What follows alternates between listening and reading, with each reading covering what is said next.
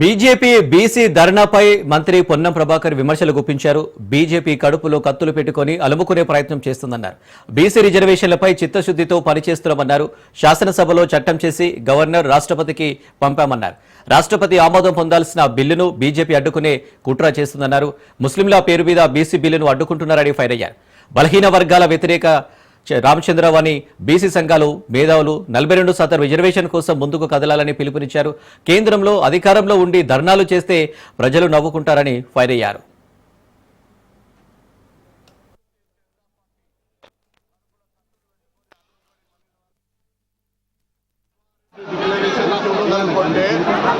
శాసనసభలో చట్టం చేసి గవర్నర్ గారితో ఆమోదం పొంది రాష్ట్రపతి గారికి పంపేదాకా న్యాయపరమైన ఇబ్బంది లేకుండా చిత్తశుద్ధి లేకుండా ఇంకోటి ఈ యొక్క 42% రిజర్వేషన్ల కొరకు మా కార్యక్రమాన్ని కొనసాగిస్తాం. ఇప్పుడు గౌరవ రాష్ట్రపతి గారు ఆమోదం పొందాల్సిన ఈ యొక్క బిల్లుపై భారతీయ జనతా పార్టీ కడుపులో కత్తులు పెట్టుకొని అల్లుకొని బలైన వర్గాలను చంపేందుకు ప్రయత్నిస్తూ ఉంది. శాసనసభలో మద్దతునిచ్చి ఢిల్లీకి వెళ్ళిన తర్వాత దీన్ని అడ్డుకుంటా ఉంది ముస్లింల పేరు మీద. ఇవాళ కిషన్ రెడ్డి గారు అడుగుతా ఉన్న కేంద్ర మంత్రి మీరు తప్పులుంటే సవరించి మీరు ఈ యొక్క 42 తెలంగాణకు ఆమోదింపు చేసి బీసీలకు న్యాయం చేస్తున్న మీరు బలహీన వర్గాల వ్యతిరేకి రామచంద్రరావు చేసే ధర్నాలో పాల్గొని మీరు కూడా బలహీన వర్గాల వ్యతిరేకిగా మారుతా ఉన్నారు. ఇలా ఆనాడు తెలంగాణ ఉద్యమం ఏ విధంగా కొనసాగిందో ఈరోజు బలహీన వర్గాల రిజర్వేషన్ సాధన కొరకు కూడా పార్టీల కన్నా ఉద్యమం కొనసాగుతుంది.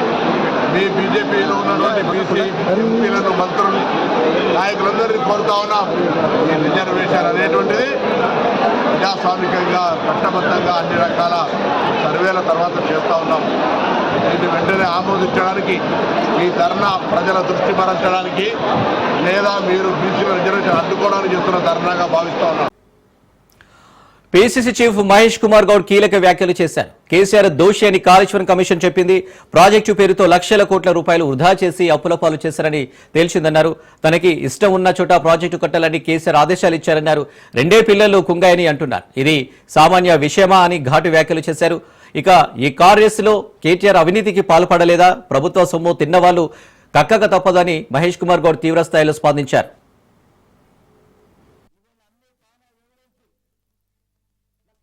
వృధా చేసి రాష్ట్రానికి నష్టం చేశాడు కేసీఆర్ అని కమిషన్ రిపోర్ట్ ఇచ్చింది. ఇంజనీర్ చెప్పింది, కాంట్రాక్టర్ చెప్పింది, నేను రాష్ట్రానికి అధినేత రారాజుని నా ఇష్టం వచ్చిన నడవాలన్నాడు. కాబట్టే కాళేశ్వరం ప్రాజెక్టు బీటలై కూలిపోయే పరిస్థితి వచ్చింది. ఇంకా సిగ్గు లేకుండా 1 పిల్లలు కూలితే 2 పిల్లలు కూలితే 3 పిల్లలు కూలితే ఏంటని అడుగుతారు. ఒక స్లాబ్ వేసిన ఇల్లుకి 1 పిల్లలు కూలితే ఆ ఇంట్లో మీరు ఉంటారా కేటీఆర్ గారు?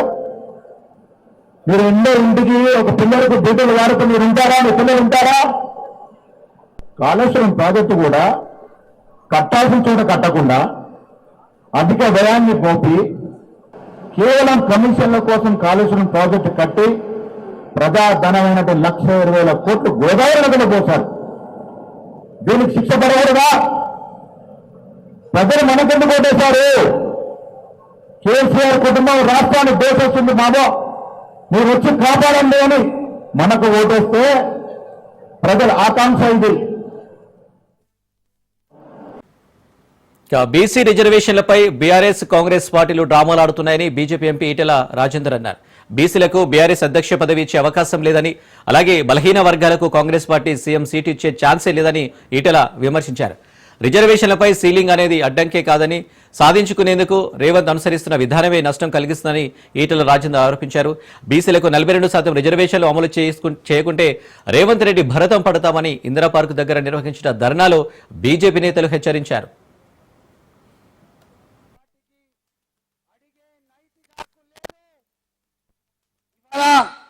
మరొకసారి అబద్ధాలతో కాలం గడిపే ప్రయత్నం చేస్తున్న రేవంత్ రెడ్డి ఇప్పటికే ఓటమిని అంగీకరించిండు.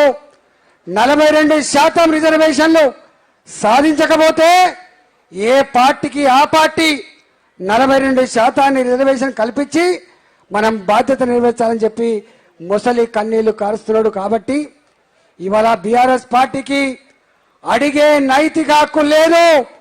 కానీ ఇవాళ రేవంత్ రెడ్డి సర్కార్ని గల్లా పట్టి అడగగలిగే సత్తా శక్తి భారతీయ జనతా పార్టీ మాత్రమే ఉంది. కాబట్టే ఇవాళ మనం ఈ ధర్నా కార్యక్రమం చేస్తా ఉన్నాం. కాంగ్రెస్ పార్టీ మాట ఇస్తే తప్పదు, మడమ తిప్పదని చెప్పిండు రేవంత్ రెడ్డి. కానీ నేను అడుగుతా ఉన్నా, 6 నెలల లోపే స్థానిక సంస్థలలో 42% రిజర్వేషన్లు పెట్టి ఎన్నికలు నిర్వహిస్తా అని చెప్పినటువంటి నీ మాట ఇవాళ ఏమైంది మిస్టర్ రేవంత్ రెడ్డి? యావత్ తెలంగాణలో ఉంటున్న బీసీ జాతులు, అన్ని కులాల్లో ఉన్న వాళ్ళు కూడా ఏపీలో అన్నదాత సుఖీభవ పథకం ప్రారంభమైంది. ప్రకాశం జిల్లా దర్శి మండలం తూర్పు వీరాయపాలెంలో అన్నదాత సుఖీభవ పథకాన్ని సీఎం చంద్రబాబు ప్రారంభించారు. రైతులకు చెక్కులను అందించారు. అన్నదాత సుఖీభవ పథకంతో 46,85,838 మంది రైతులకు లబ్ధి చేకూరనుంది. రైతుల ఖాతాలో 2,342 కోట్లు జమ చేయనుంది ప్రభుత్వం. రైతు రాజుగా మారాలని సీఎం చంద్రబాబు ఆకాంక్షించారు.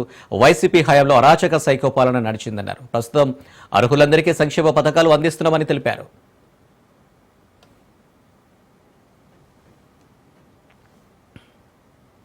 నాకు ఒక పట్టుదల ఉంది.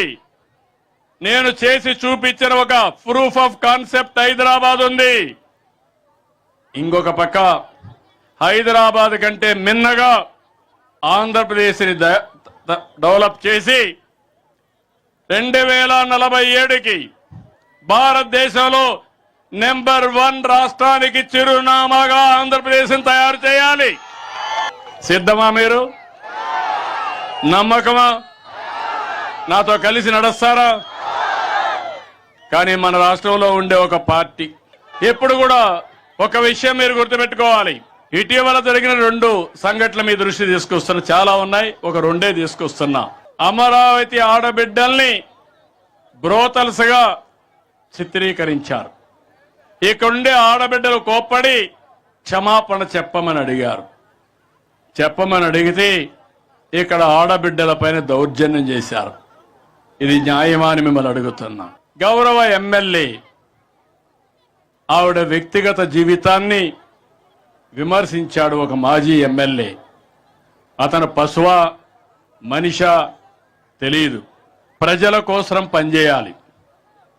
వారి అంతిమ లక్ష్యం అధికారమైన నైతిక విలువలు, పద్ధతులు, నిబంధనలు, కట్టుబాట్లు తప్పనిసరిగా ఉండాలి. ఎక్కడున్నా నన్ను చూసి 10 మంది నేర్చుకోవాలి. ఈరోజు తను చూసి ఏమి నేర్చుకుంటున్నారు తమ్ముళ్ళు? గొడ్డలి వేట్లు, బూతల పంచాంగం, రఫే. అంటే నిన్న కూడా ఇండ్లకు పోయి మా వాళ్ళకి చెప్తే లేపేస్తారంటే నువ్వు లేపేస్తే చూడడానికి ఇక్కడ ఉండేది సిబిఎన్. నాకు ఒక పట్టుదల ఉంది. నేను అప్డేట్ చూద్దాం. రేపు తెలంగాణ కేబినెట్ సమావేశం జరగనుంది. సీఎం రేవంత్ అధ్యక్షతన జరిగే ఈ సమావేశంలో వర్షాకాల అసెంబ్లీ సమావేశాలపై నిర్ణయం తీసుకోనున్నారు. అదేవిధంగా స్థానిక సంస్థల ఎన్నికలపై కూడా కీలక నిర్ణయం తీసుకునే అవకాశం ఉంది. కాళేశ్వరం ప్రాజెక్టు అవకతవకలపై నియమించిన జస్టిస్ పిసి ఘోష్ కమిషన్ ఇచ్చిన నివేదికపై చర్చించి నిర్ణయం తీసుకోనుంది. కాళేశ్వరం కమిటీపై కమిషన్ ఇచ్చిన నివేదికపై అధ్యయనం చేయడానికి ప్రభుత్వం కమిటీని నియమించింది. కమిటీలో సభ్యులుగా నీటిపారుదల శాఖ సెక్రటరీ, సభ్యులుగా జీఏడీ సెక్రటరీ, న్యాయశాఖ సెక్రటరీని ప్రభుత్వం నియమించింది. ఈ కమిటీ అధ్యయనం చేసి ప్రభుత్వానికి నివేదిక సమర్పించనుంది. ఈ నివేదిక మేరకు కమిషన్ నివేదికలో ఏదైనా అవకతవకలు ఉన్నట్లు తేలితే చర్యలు తీసుకునేందుకు కూడా ప్రభుత్వం సిద్ధమవుతున్నట్లు తెలిసింది.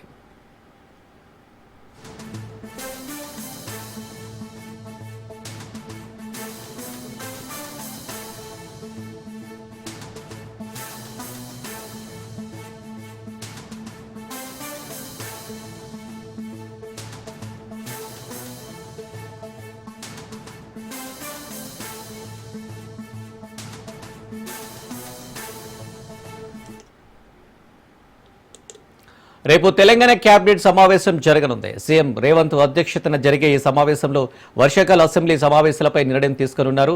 అదేవిధంగా స్థానిక సంస్థల ఎన్నికలపై కూడా కీలక నిర్ణయం తీసుకునే అవకాశం ఉంది. కాళేశ్వరం ప్రాజెక్టు అవకతవకలపై నియమించిన జస్టిస్ పిసి ఘోష్ కమిషన్ ఇచ్చిన నివేదికపై చర్చించి నిర్ణయం తీసుకోనుంది. కాళేశ్వరం కమిటీపై కమిషన్ ఇచ్చిన నివేదికపై అధ్యయనం చేయడానికి ప్రభుత్వం కమిటీని నియమించింది. కమిటీలో సభ్యులుగా నీటిపారుదల శాఖ సెక్రటరీ, సభ్యులుగా జిఎడి సెక్రటరీ, న్యాయశాఖ సెక్రటరీని ప్రభుత్వం నియమించింది. ఈ కమిటీ అధ్యయనం చేసి ప్రభుత్వానికి నివేదిక సమర్పించనుంది. ఈ నివేదిక మేరకు కమిషన్ నివేదికలో ఏదైనా అవకతవకలు ఉన్నట్లు తేలితే చర్యలు తీసుకునేందుకు కూడా ప్రభుత్వం సిద్ధమవుతున్నట్లు తెలిసింది.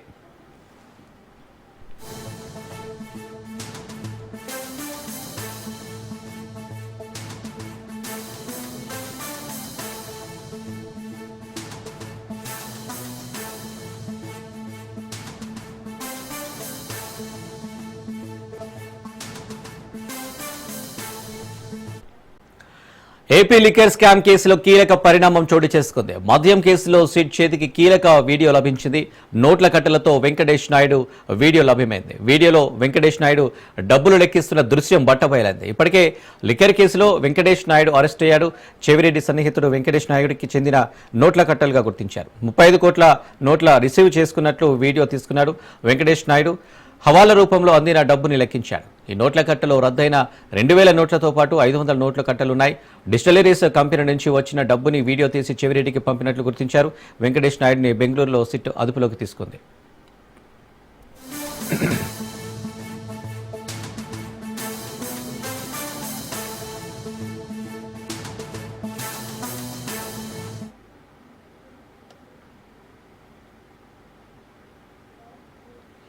ఏపీ లిక్కర్ స్కామ్ కేసులో కీలక పరిణామం చోటు చేసుకుంది. మద్యం కేసులో సిట్ చేతికి కీలక వీడియో లభించింది. నోట్ల కట్టలతో వెంకటేష్ నాయుడు వీడియో లభ్యమైంది. వీడియోలో వెంకటేష్ నాయుడు డబ్బులు లెక్కిస్తున్న దృశ్యం బట్టబయలైంది. ఇప్పటికే లిక్కర్ కేసులో వెంకటేష్ నాయుడు అరెస్ట్ అయ్యాడు. చెవిరెడ్డి సన్నిహితుడు వెంకటేష్ నాయుడుకి చెందిన నోట్ల కట్టలుగా గుర్తించారు. 35 కోట్లు రిసీవ్ చేసుకున్నట్టు వీడియో తీసుకున్నాడు వెంకటేష్ నాయుడు. హవాలా రూపంలో చెందిన డబ్బుని లెక్కించాడు. ఈ నోట్ల కట్టల్లో రద్దయిన 2000 నోట్లతో పాటు 500 నోట్ల కట్టలున్నాయి. డిస్టిలరీస్ కంపెనీ నుంచి వచ్చిన డబ్బుని వీడియో తీసి చెవిరెడ్డికి పంపినట్లు గుర్తించారు. ఇక వెంకటేష్ నాయుడిని బెంగళూరులో సిట్ అదుపులోకి తీసుకుంది.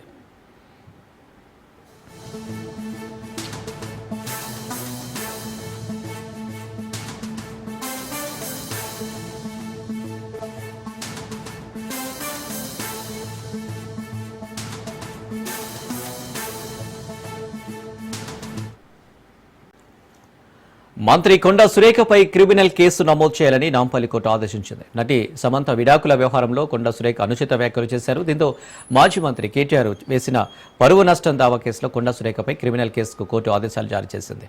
కేటీఆర్ వాదనలతో ఏకీభవించిన నాంపల్లి కోర్టు ఈ నెల 21 లోపు క్రిమినల్ కేసు నమోదు చేసి నోటీసులు ఇవ్వాలని ఆదేశించింది.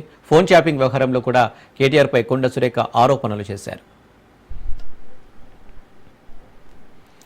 నాంపల్లి కోర్టు ఆదేశాలపై మంత్రి కొండా సురేఖ స్పందించారు. తన కేసుకు సంబంధించి కోర్టు కాగ్నిజెన్స్ తీసుకుని ముందుకు వెళ్లాలని స్పష్టం చేసింది. ఈ దేశ న్యాయ వ్యవస్థపై అపారమైన గౌరవం ఉందన్నారు. ఈ కేసులు కొట్లాటలు కొత్త కాదు, నాకన్నా మంత్రి తన జీవితం యొక్క పోరాటం అంటూ చెప్పుకొచ్చారు.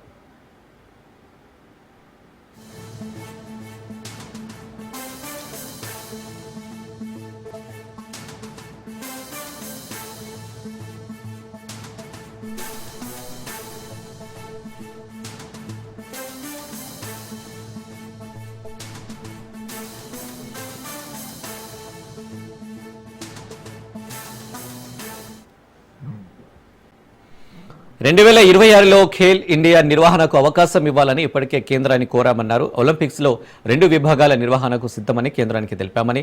తెలంగాణ క్రీడా విధానం కేవలం ఒక కాగితం కాదు, బంగారు రేకులతో రాసిన పత్రమన్నారు CM Revanth Reddy. Drugs supply చేసే వాళ్ళు తెలంగాణ వైపు చూసే ధైర్యం లేకుండా ఈగల్ ఫోర్స్ ను ఏర్పాటు చేశామన్నారు. గంజాయి డ్రగ్స్ తీసుకునేవారు ఎంతటి పెద్దవారైనా ఈగల్ ఫోర్స్ వదిలిపెట్టదన్నారు. గంజాయి డ్రగ్స్ తీసుకోవాలంటే భయం కలిగేలా చర్యలు తీసుకుంటున్నామన్నారు.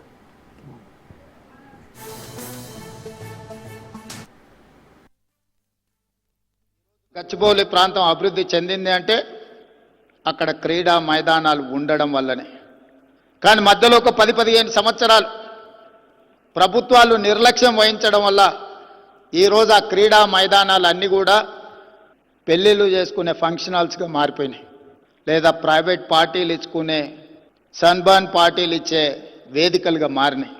ఈ విధానానికి స్వస్తి పలకాలని ఒక స్పష్టమైన క్రీడా విధానాన్ని, స్పోర్ట్స్ యూనివర్సిటీ, స్పోర్ట్స్ అకాడమీలను ప్రోత్సహించాలని మొన్న జరిగిన ఒలింపిక్స్ గేమ్స్ చూసిన తర్వాత స్పష్టంగా నేను నిర్ణయించుకున్నా. దేశంలో నూతన విధానాన్ని ప్రవేశపెట్టాలి, దేశం అభివృద్ధి చెందాలి, ఒక బలమైన ఆర్థిక వ్యవస్థగా ఎదుగుతున్న ఈ దేశం ఒక బలమైన క్రీడలకు వేదిక కావాలి అని మా ప్రభుత్వం ఆలోచన చేసింది.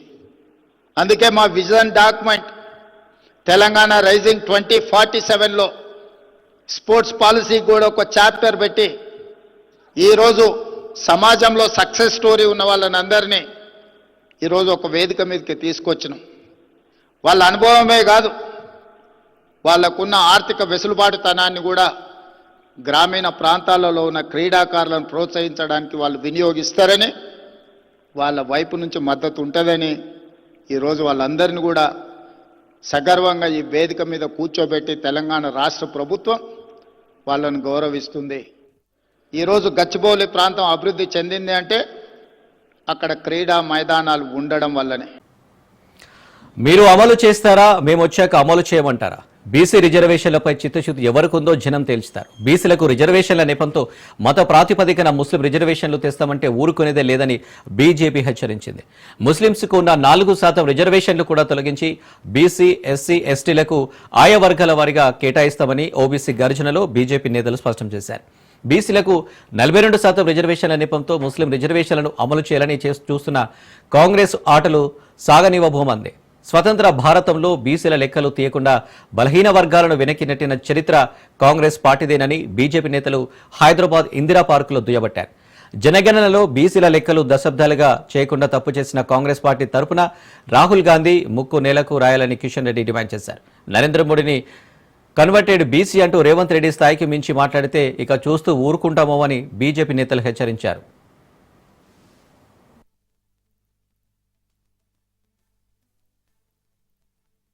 కాంగ్రెస్ పార్టీ ప్రభుత్వము మరి కాంగ్రెస్ పార్టీగా అధికారంలో రాకముందే కామారెడ్డి డిక్లరేషన్ పేరుతో ఆ రోజు మేము అధికారంలోకి వచ్చినటువంటి 100 రోజుల్లో ఈ యొక్క బీసీలకు సంబంధించినటువంటి 42% రిజర్వేషన్ ప్రక్రియ ఏర్పాటు చేస్తామని చెప్పడం జరిగింది. కానీ ఈ రోజు 2 సంవత్సరాలు కావస్తుంది. 2 సంవత్సరాలుగా బీసీ రిజర్వేషన్ సంబంధించినటువంటి ప్రక్రియ ఇంకా పూర్తి చేయకుండా తమ చేతగాని తనంతో ఈ రోజు మరి భారతీయ జనతా పార్టీ మీదనో కేంద్ర ప్రభుత్వం మీదనో బట్టగాల్చి ముఖం మీద వేసే విధంగా బురద జల్లేటువంటి ప్రయత్నం కాంగ్రెస్ పార్టీ చేస్తా ఉంది. ఈ రోజు కాంగ్రెస్ పార్టీ తీసుకొచ్చినటువంటి 42% రిజర్వేషన్ బీసీ రిజర్వేషన్ కాదు, బీసీలకు మేలు జరిగేటువంటి రిజర్వేషన్ కాదు, బీసీల సంక్షేమం కోసం తెచ్చినటువంటి రిజర్వేషన్ కాదు. ఇది మతపరంగా ఓట్ల కోసం, బుజ్జగింపు రాజకీయాల కోసం ఇది ముస్లింలను మేలు చేసేటువంటి రిజర్వేషన్ తప్ప ఇది రిజర్వేషన్ బీసీలకు ఏమాత్రం మేలు జరగదని ఈ సందర్భంగా మనవి చేస్తున్నాను. ఆ రోజు మజ్లిస్ పార్టీ చేతిలో రేవంత్ రెడ్డిని అడుగుతా ఉన్నాను, 34% ఉన్నటువంటి రిజర్వేషన్ ఈ బీసీలకు ఈ రోజు పెరిగిందా తగ్గిందా చెప్పాల్సినటువంటి అవసరం ఉంది. బీసీలకు మేలు జరిగేటువంటి చట్టమా ఇది? బీసీలకు అన్యాయం చేసే చట్టం అని అడుగుతా ఉన్నాను. ఒక స్థానిక సంస్థల ఎన్నికల్లో గాని బీసీ రిజర్వేషన్ విషయంలో గాని చాలా స్పష్టంగా మీరు 42కు 42% బీసీలకు మాత్రమే ఇవ్వాలి తప్ప ఈ రోజు ముస్లింలకు ఇచ్చేటువంటి ప్రసక్తి లేదనే విషయాన్ని ఈ సందర్భంగా భారతీయ జనతా పార్టీ చెప్తా ఉంది. బీజేపీలో వ్యక్తిగత నిర్ణయాలు ఉండవని, సొంత అభిప్రాయాలను నాయకత్వంపై రుద్దబోమని కేంద్ర మంత్రి బండి సంజయ్ స్పష్టం చేశారు. కరీంనగర్ జిల్లా చొప్పదండిలో నిర్వహించిన సైకిళ్ల పంపిణీ కార్యక్రమం, కిసాన్ సమ్మాన్ నిధి విడుదల ప్రోగ్రామ్స్ లో పాల్గొన్న బండి దేశంలో మోడీ సర్కార్ అన్ని వర్గాలను అభివృద్ధి పథంలో నడిపించే బాధ్యత తీసుకుందని సంజయ్ అన్నారు. ఎరువుల సబ్సిడీ, కనీస మద్దతు ధర వంటి అంశాలతో అన్నదాతకు మోడీ అండగా నిలుస్తున్నారని కేంద్ర మంత్రి కొనియాడారు. సైకిళ్ల పంపిణీకి దేశవ్యాప్తంగా పేరొస్తుందని, ఎంపీలందరూ ఈ కార్యక్రమం గురించి వాకప్ చేస్తున్నారని బండి సంతోషం వ్యక్తం చేశారు. 10th పాస్ అయిన అమ్మాయిలకు స్కూటీలు ఇచ్చేందుకు ప్రయత్నిస్తారని బండి మాటిచ్చారు. ఎక్కడ మీకు దళారులు లేరు, మీరు ఎవ్వరికి కలవాల్సిన అవసరం లేదు, ఎవ్వరి పైన అవసరం లేదు. ఇవాళ ఎన్ని కష్టాలు వచ్చినా, ఎన్ని ఇబ్బందులు వచ్చినా మీకు ఇబ్బంది కాకుండా ఆ ఇబ్బందులన్నీ ప్రధానమంత్రి గారే భరిస్తూ ఇలా 3 దఫాలుగా 6,000 రూపాయలు ఏటా మీకు రైతు కిసాన్ సమ్మాన్ నిధి పేరుతోని మీ అకౌంట్లో వేస్తున్నారంటే ఒక్కసారి ఆలోచించండి. ఇంత మంచి పథకం ఎక్కడ 2019 సంవత్సరం ప్రారంభమైంది. 2019 సంవత్సరం ప్రారంభమైంది స్కీమ్. అప్పటి నుంచి ఇప్పటి వరకు ఎక్కడ కూడా ఆగలే. ఇది 20 విడత, 19 విడతలు పూర్తి చేసుకోవడం, ఇది 20 విడత. ఇవాళ ఈ రైతు కిసాన్ సమ్మాన్ నిధి పథకాన్ని మనం వాళ్ళ నిర్విరాగంగా మనం కొనసాగిస్తున్నాం. ఈరోజు వారణాసి వేదికగా నరేంద్ర మోడీ గారు ఇవాళ ప్రసాద రూపంగా మనకి ఇవాళ అందించే ప్రయత్నం చేశాడు. కాబట్టి రాబోయే రోజుల్లో కూడా కేంద్ర ప్రభుత్వం రైతుల కోసం ఇంకా అనేక రకాలుగా పథకాలు తీసుకొచ్చే ప్రయత్నం చేస్తాం. రైతులను ఇబ్బంది పెట్టే ప్రసక్తి లేదు. రైతులకు ఏది కావాలన్నా చేయడానికి కేంద్ర రాష్ట్ర ప్రభుత్వాల సహకారంతో అందరు కలిసిమెలిసి ఇటువంటి సంక్షేమం తీసుకోవడానికి కేంద్ర ప్రభుత్వం సిద్ధంగా ఉంది. దాని అందరూ ఈ సందర్భంగా ప్రియతమ నేత నరేంద్ర మోడీ గారికి ఈ కరీంనగర్ పార్లమెంట్ రైతుల పక్షాన, తెలంగాణ రైతుల పక్షాన ఇంత మంచి కార్యక్రమాన్ని చేపడుతున్నందుకు వారికి హృదయపూర్వక ధన్యవాదాలు తెలియజేస్తున్నాను. ఎక్కడ మీకు దళారులు లేరు. బనకచెర్లపై ఏపీ తెలంగాణ మధ్య పంచాయతీ ముదిరింది. బనకచెర్ల కట్టి తీరుతామని లోకేష్ అంటున్నాడని, కానీ అదే బనకచెర్లను అడ్డుకొని తీరుతామంటున్నారు మాజీ మంత్రి హరీష్ రావు. ఎవరి అండ చూసుకుని లోకేష్ బనకచెర్ల కడుతున్నామంటున్నారని ప్రశ్నించారు. బనకచెర్ల ప్రాజెక్టుపై తెలంగాణ డిప్యూటీ సీఎం భట్టి విక్రమార్క కీలక వ్యాఖ్యలు చేశారు. బీఆర్ఎస్, టీడీపీ కలిసి తెలంగాణపై కుట్రలు చేయబోతున్నాయని ఆరోపించారు. ఏపీ మంత్రి లోకేష్ ను కేటీఆర్ ఎందుకు సీక్రెట్ గా కలిశారో తెలంగాణ సమాజానికి చెప్పాలని డిమాండ్ చేశారు. ఏపీ ప్రభుత్వం బనకచెర్ల ప్రాజెక్టు కడుతుందని కేటీఆర్ బలంగా వాదిస్తున్నారు. దీనిపై తమకు చాలా అనుమానాలు ఉన్నాయన్నారు.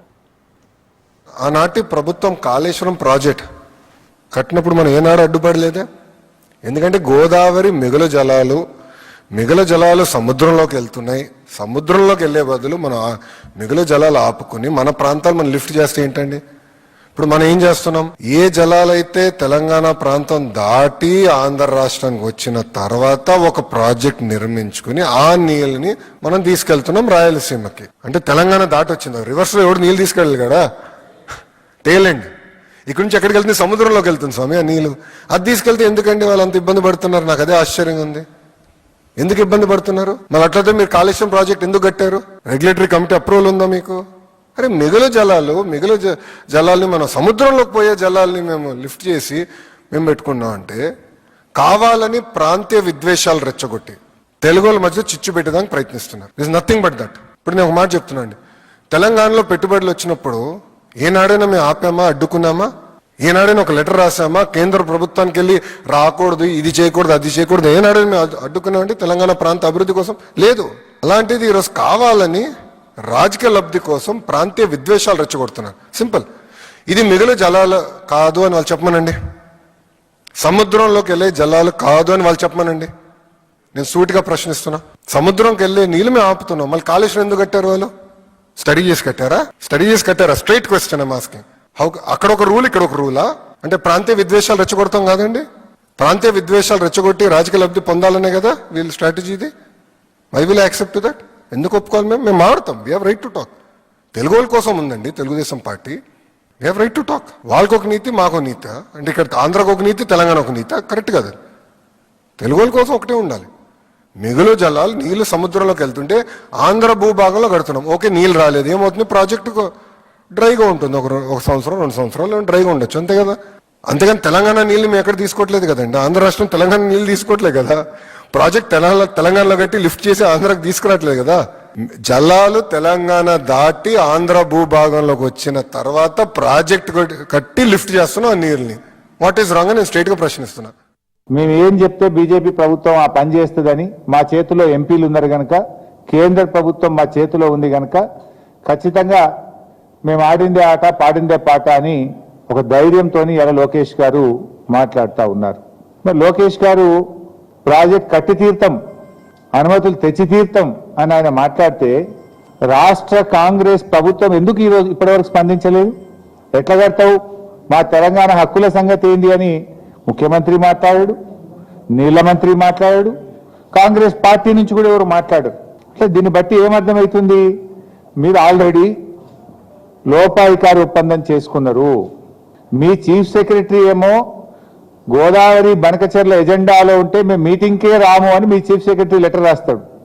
మీరేమో రాత్రికి రాత్రి ఢిల్లీకి పోయి మొదటి అంశమే గోదావరి బనకచెర్ల ఉంటే కూడా ఆ మీటింగ్లో పాల్గొంటారు, కమిటీ వేయడానికి ఒప్పుకొని వస్తారు. నీ ధైర్యం చూసుకొని నిన్న లోకేష్ గారు మాట్లాడారు. బనకచెర్ల కట్టి తీర్థం, ఎవరు అడ్డొచ్చినా కట్టి తీర్థమని మాట్లాడుతూ ఉన్నారు. మరి నువ్వు ఎందుకు మాట్లాడు? ఎందుకు ఈ రాష్ట్ర ప్రభుత్వం నోర్లు మూసుకున్నది అని నేను అడుగుతా ఉన్నా. ఇలా బనకచెర్లపై చంద్రబాబు నాయుడు గారి బుల్డోజింగ్ విధానాలకు కాంగ్రెస్ బీజేపీల మౌనం నుంచే, వీళ్ళ లోపాయికారి ఒప్పందం నుంచే ఇవాళ తెలుగుదేశం ప్రభుత్వం బుల్డోజింగ్ విధానాలు పాల్పడతా ఉంది. మీరు సహకరించడం వల్లనే అంత ధైర్యంగా ఈ రోజు వాళ్ళు మాట్లాడుతున్నటువంటి పరిస్థితి ఉంది. ఆంధ్రాలో ఉన్నటువంటి ఒక పెద్ద ఆయన మాట్లాడుతా నేను బనకచెర్ల కడతా నువ్వు పూర్తి చేసి ఉంటే అంబేద్కర్ ప్రాణేత చేవెళ్ళ పూర్తి చేసినా, లేకపోతే దేవాదులు పూర్తి చేసినా, లేకపోతే సీతమ్మ సాగర్ నువ్వు చెప్పి రీడిజైన్ చెప్పినటువంటి సీతారామ ప్రాజెక్టు పూర్తి చేసినా, ఇవాళ ఆయన నా ఫ్లడ్ వాటర్ నీళ్ళది వృధాగా సముద్రంలో పోయే నీళ్లే కదా, పోలవరం తర్వాత వృధాగా పోయే నీళ్లే కదా, మేము కట్టుకుంటే మీకెందుకు బాధ అంటున్నాం. అవే వృధాగా పోయే నీళ్లు కాదు. మేము ఇంకా కట్టుకోవాల్సినటువంటి ప్రాజెక్టులు పూర్తి చేయకపోవటం వల్ల కిందకి నీళ్లు వృధాగా పోతా ఉన్నాయి. ఇవాళ నువ్వు ఫ్లడ్ వాటర్ నేను కట్టుకుంటా, పోలవరం తర్వాత సముద్రంలోకి పోయే నీళ్లే కదానంటే అట్లా కాదండి. తెలంగాణలో మా దురదృష్టం ఆ టీఆర్ఎస్ ప్రభుత్వం ఆ ప్రాజెక్టులు కట్టకపోవటం వల్ల నీళ్లు కిందకి పారుతా ఉన్నాయి. తిరిగి కాంగ్రెస్ పార్టీ వచ్చింది, మాటిస్తా ఉంది, తప్పనిసరిగా ప్రాణహిత చేవెళ్ల ప్రాజెక్ట్ ని కడతాం, బాబాసాహెబ్ అంబేద్కర్ ప్రాణహిత చేవెళ్ల ప్రాజెక్ట్. ఆ తర్వాత ఉన్నటువంటి ప్రాజెక్టులు కూడా కంప్లీట్ చేస్తాం. గోదావరి నీళ్లను కూడా తెలంగాణ ప్రాంతానికి పారిస్తాం. అలా పారించిన తర్వాత మిగిలినటువంటి ఫ్లడ్ వాటర్ లో మీ ఒక్కళ్ళకే కాదు, నదీ పరివాహక ప్రాంతంలో ఉన్నటువంటి రాష్ట్రాలన్నిటికీ వాటా ఉంటాయి.